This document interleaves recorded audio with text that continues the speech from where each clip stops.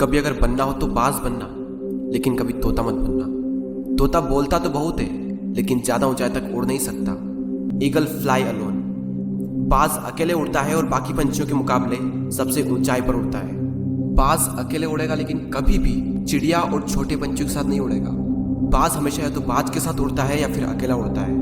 और इस समय यह सीख मिलती है कि छोटी सोच वाले लोगों से हमेशा दूर रहें और अकेले रहो, क्योंकि यही वो समय है जब खुद को जानने का असली मौका मिलता है। बाज का विजन बहुत ज्यादा क्लियर होता है और बहुत ज्यादा स्ट्रॉन्ग होता है। बाज अपने शिकार को 5 किलोमीटर दूर से ही देख लेता है, और जब एक बार उसे अपना लक्ष्य दिख जाता है तो उसके बाद चाहे रास्ते में कितनी भी मुश्किलें क्यों ना आए, वो अपने लक्ष्य को हासिल करके ही दम लेता है। बाज कभी भी मरे हुए जानवरों को नहीं खाता, वो हमेशा जिंदा शिकार करता है। और इससे हमें यह सीख मिलती है कि जो हमारा पास्ट है वो मर चुका है, तो अपने उन मरे हुए सड़े हुए थॉट्स पर ध्यान मत दो और अपनी आने वाली ताजी फ्रेश जिंदगी पर ध्यान लगाओ। अपने पास्ट की पुरानी यादें जो तुम्हें तंग करती है, उन्हें वहीं रहने दो जहां पर उसकी जगह है, और तुम्हारे पास्ट की जगह है तुम्हारे पास्ट में, उसे वर्तमान में जगह मत दो।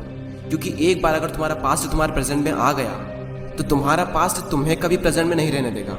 पास्ट में तुम्हारे साथ कितना भी बुरा क्यों ना हुआ हो, वो सब यादें, वो सब थॉट्स मर चुके हैं। जब आंधी तूफान आते हैं तो बाज बहुत ज्यादा एक्साइटेड हो जाता है। जब बारिश होती है तो सारे पंछी छिपकर बैठ जाते हैं, लेकिन बाज को बड़ा मजा आता है। जब तेज हवाएं चलती है तो बाज उन हवाओं के सहारे और तेजी से ऊपर की ओर उठता है, और ऊपर उड़ते उड़ते इतना ऊपर उड़ जाता है कि बादलों से भी ऊपर पहुंच जाता है। और इससे भी एक बहुत बड़ी सीख मिलती है कि मुसीबत में मजा ढूंढो। और नेपोलियन हिल ने एक बार कहा था कि हर बड़ी चुनौती अपने साथ में एक बहुत बड़ा अवसर लेकर आती है। तो उस बाज की तरह तुम भी अपने अवसर को पहचानो, और जिस दिन तुमने अवसरों को पहचान लिया तो सारी मुश्किलें तुम्हारे नीचे होगी और तुम उन मुश्किलों के ऊपर होगे। बाज अपने घोंसलों में से सॉफ्ट घास को हमेशा निकाल देता है, ताकि बाज का जो बच्चा होता है वो उसमें कंफर्टेबल ना हो सके, क्योंकि अगर वो घोंसले में कंफर्टेबल हो गया तो वो वहीं रहना पसंद करेगा।